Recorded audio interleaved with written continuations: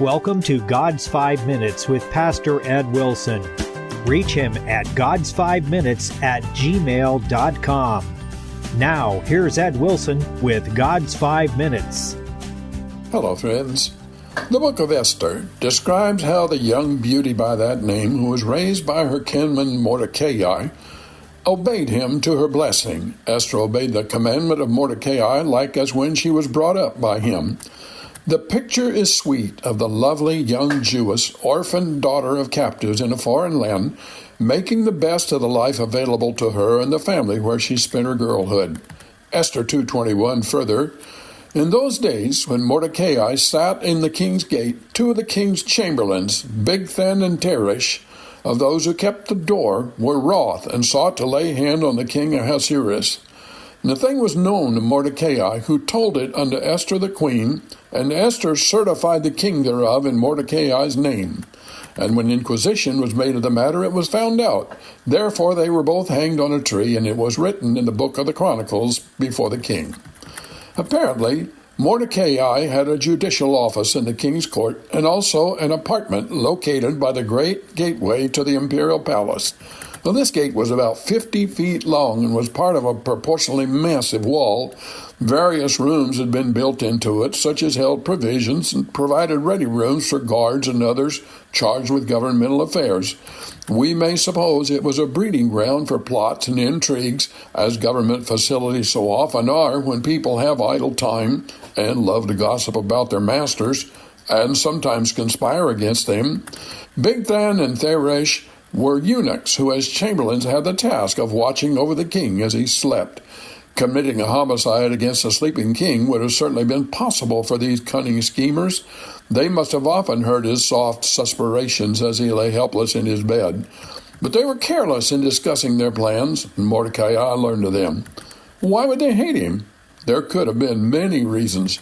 Ahasuerus was a cruel, selfish man who cared little for his subjects. Well, the next question is, why would Mordecai care? He was, after all, a Jew with no cause to defend the Babylonian kingdom where he lived out his captivity. But long ago, the prophet Jeremiah had counseled his ancestors when the captivity began that it was God's will for them to seek the peace of the city, whither I have caused you to be carried away captives, with a loyalty given first to God and then wedded to the respect he had given to those who had entrusted him with an office and an opportunity to better his life. Peaceable Mordecai returned good for evil and revealed a plot. It was the practice of those ancient Eastern kings to keep a chronicle or history of the events that took place during their reigns. So the conspirators were punished. Their fate was recorded in the records. Time passed and the case was forgotten. Nothing changed. But was that really true, as it is ever true of anything that happens in any of our lives? God keeps a record too. The Babylonian records are nothing but fragments today, much of the language lost, the original setting covered with the dust of centuries. The greatest account we have of those long ago events is in the Bible, which thus stands as a symbol of the only unchanging thing in any of our worlds, which is religion. God's record is eternal and accurate, for it preserves things exactly as they happen.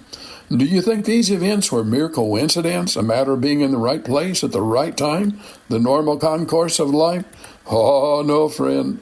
All unbeknownst to Mordecai and Esther, God was preparing an escape route for his son Mordecai, for his daughter Esther, and through them, looking far down to already seeing the evil in Haman's heart and the things that he would do, a deliverance for the whole Hebrew nation, because God caused the king to remember when he wasn't even thinking of it, that there might have been something that wasn't rewarded. He called for the records to be brought to them, and he read them again.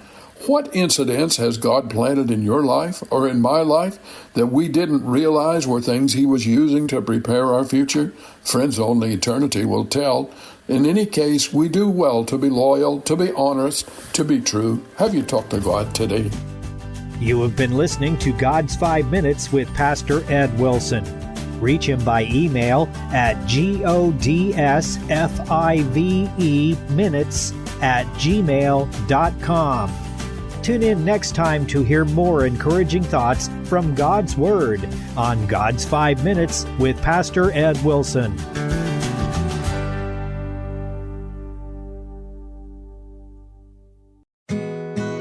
God's Word speaks truth. God's Word speaks life. And God's Word speaks to us today. Hi, I'm Pastor John Mehrens of the Granby Christian Church. Each week we explore God's Word together on In the Shadow of Your Wings, a radio broadcast on KNEO. Tune in each Saturday at 6:45 p.m. to hear the show. And if you ever miss it, you can always view the archive online at kneo.org. We also have the program available as a podcast as well, so you can listen anytime, anywhere. It's available from Sky High Podcast Network. I invite you to check out the show and learn more about our incredible God and how He cares for you. You can trust Him, you can depend on Him, and you can rest in the shadow of His wings.